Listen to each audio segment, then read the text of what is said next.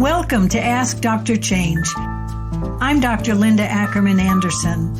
I'm happy to have you join me today to explore how to seriously uplevel your leadership and consulting to transformational changes, all through conscious change leadership. Welcome. Today is a special episode. I'd like to share with you my other passions beyond change leadership. This is fun for me to share more personally some of the other things that I love doing in life. So first up is my art, and which has always been a lifelong pursuit, but has also always been a hobby. So I'm going to share some of my artwork with you. I'm also a foodie, and in my community, everybody knows I love to cook. Dean loves to eat my cooking, and so I'm going to share a few of my favorite recipes with you as well. And these recipes, as much as I'll show them on the podcast, they're available for download on askdrchange.com. Aside from these two loves, I also spend a lot of time gardening. We have a 33-foot growing dome, a geodesic dome. That's our greenhouse. It's a really cool structure. Here's a picture of the dome in full growth. Now, this is the summertime. In wintertime, we don't have quite as much green going. We grow lettuce and kale and chard and onions and potatoes and cucumbers and tomatoes and beans and beets. We have a lot of fun with it. We really do. And herbs, all kinds of things. So it's always fun before dinner, once I've planned out dinner, to go down to the dome and harvest for dinner. Right there, right fresh, right out of the ground. And again, all done organically because we like everything to be super healthy. So that's my third passion. And that's all that I'm going to share with you about that today. Unless any of you have questions about it, you can email me. Let me start with my art. So again, I've always done some kind of art, mostly sculptures. I love putting things together. However, now I'm doing wall hangings and vases. They all center around a leather mask. They're surrounded by feathers and wood and beads and antlers and fiber.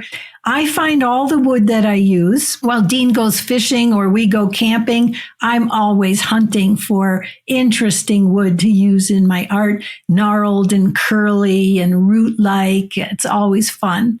The feathers are all legal.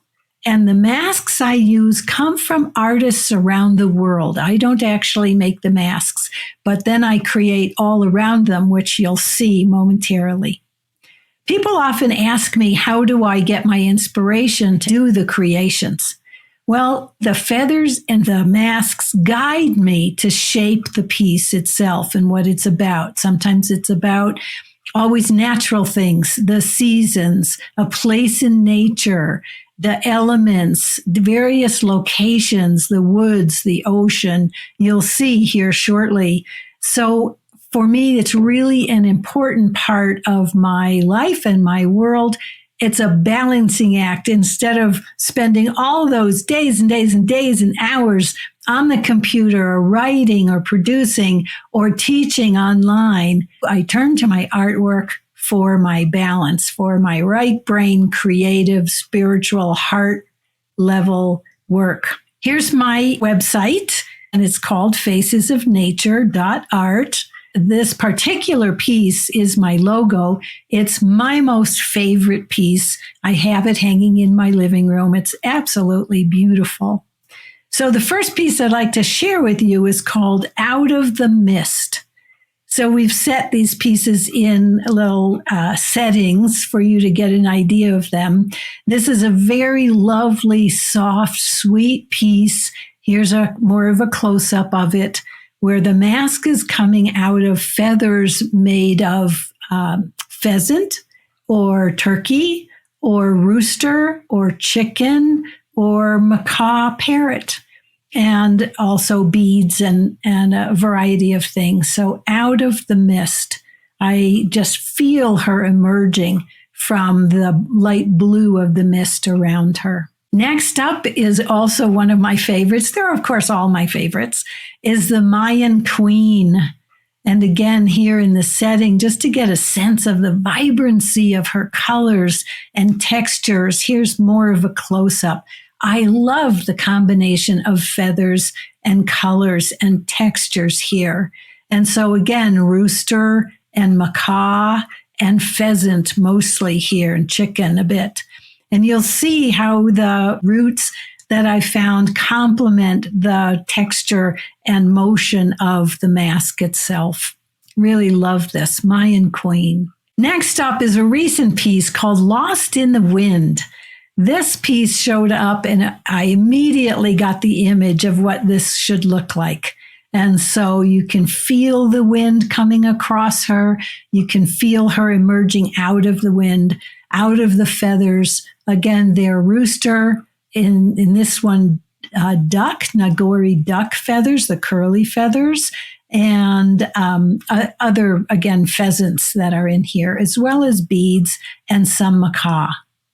So I love this. And I recently did a Christmas show here in Durango, and Lost in the Wind got the most attention of any of the masks and the 15 masks that I showed. And so she's very powerful and very sweet and very inviting.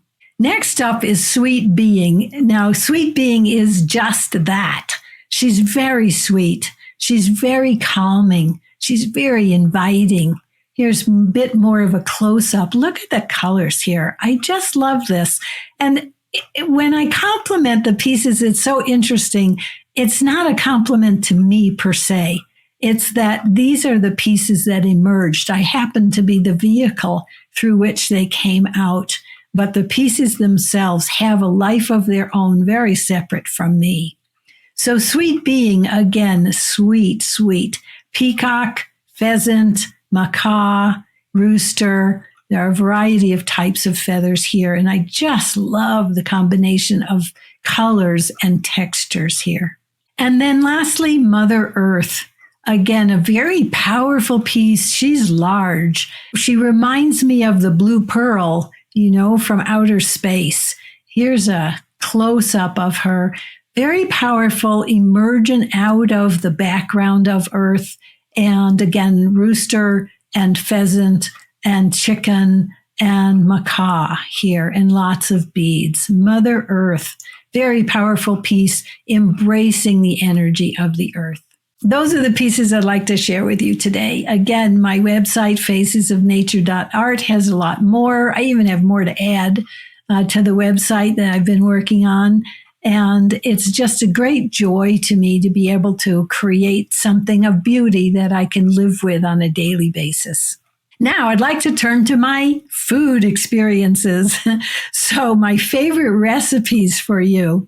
First up, I want to share with you, and I have many, many, many recipes and stacks of recipe books from around the world. You name basically the kind of food that's out there, and I've looked into it. I have my favorites, and these are several of them I want to share with you. The first one is going to be Chris's pumpkin pie. So here's that recipe. Again, the recipes are available for download on askdrchange.com. So Chris's pumpkin pie.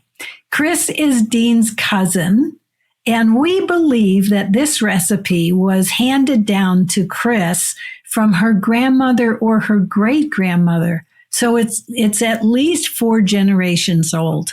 Now, I am famous for never following a recipe exactly because I have my own tastes and my own ways that I like things to show up and to taste. However, Chris's pumpkin pie is one recipe I do not mess with. I follow this recipe because it's perfect. We just love it.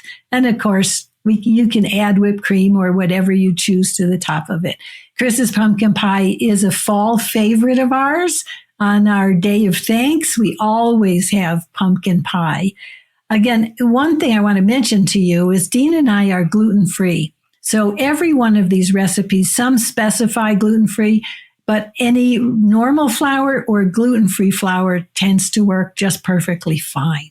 And so I put together a gluten-free crust for Chris's pumpkin pie. Always turns out great. Next up is my fruit cobbler. This is my family's favorite.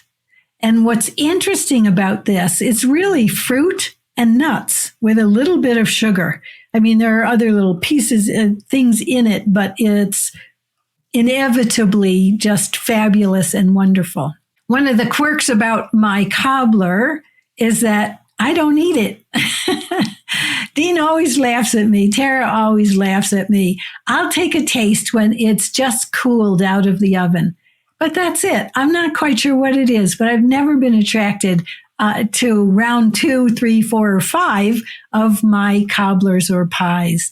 So Dean and Tara rejoice in how much they get to eat because they're so wonderful.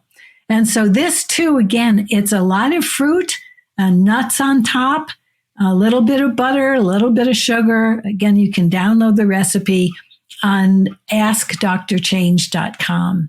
It's always wonderful. And it, again, I do it gluten-free. This doesn't even have crust. It's the topping is the nuts. And so it's a wonderful, fairly healthy dessert. Next up is my superfood smoothies. Now, these are truly famous in my circle and with my clients when we talk about, non-work things. I always mention, or I'll go and get a smoothie while we're consulting. And so I've shared this many, many times with my clients. What do I mean by superfood?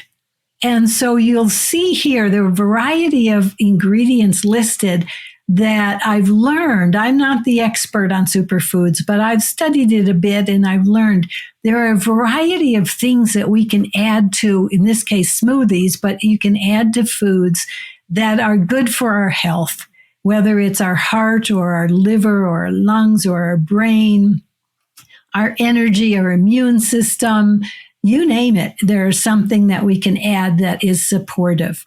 So you can probably tell I like things to be healthy. And so this is one of the healthiest things that I have in the summer months because it's always cooling. And so again, a variety of fruits you can put in, any of the superfood options with coconut milk or regular milk or oat milk, any of the other special milks and juice that are useful in this particular recipe. I will share with you my secret ingredient, especially in the summer, is fresh mint leaves. Fresh mint leaves just add so much, and a dash of lemon. Those two things add so much to the vibrancy of the smoothie. So next summer, have at it. These are really, really wonderful treats in whether it's the morning or your afternoon. Wonderful smoothies. Lastly, I want to share with you Cynthia's rigatoni and sausage with tomato cream sauce.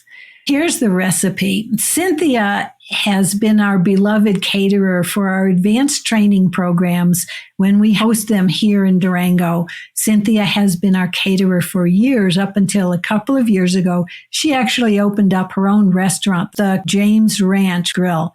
Cynthia is one of the children from James Ranch, which is a huge organic ranch here in Durango that is extraordinarily successful. And each of the kids, Cynthia being one of them, has taken on some specialty. In this case, Cynthia's specialty is the restaurant.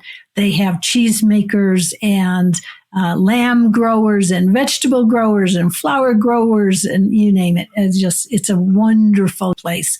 And Cynthia's restaurant, the James Ranch Grill at James Ranch. So here's this recipe, which I again mentioned because there's rigatoni, which is not gluten-free. I always use a gluten-free pasta, some kind of spaghetti or linguine, something like that. And there are some great gluten-free pastas.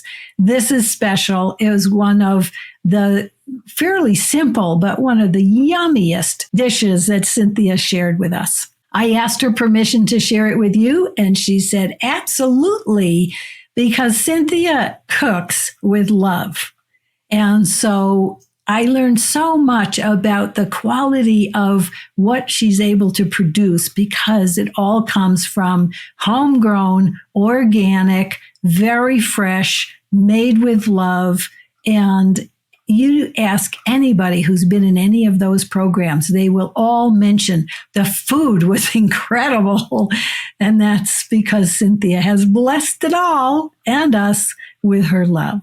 There you go. I hope you've enjoyed this episode. My growing dome, vegetables, my art, and favorite recipes. I'd love to know your reactions to my sharing these things. I love to share some more personal aspects of myself and my life aside from my professional work. I have much more along all of these lines to share with you. If you'd like to hear more periodically of see more art or get more recipes, please just let me know. And as always, send me your change leadership questions and challenges. Go to Ask Dr. Change to communicate with me about anything you're interested in my talking about. I've had some wonderful inquiries. You'll be hearing about them as we proceed. And I invite you to talk about your project challenges or change leadership in general. Thanks for spending some time with me today. I hope you've enjoyed it. And happy holidays to you all. May peace and love and security and safety and health surround you. Thanks for today. Thanks for spending some time with me today. I hope you gained some valuable insights for your work. Please send me your questions and challenges by going to AskDrChange.com.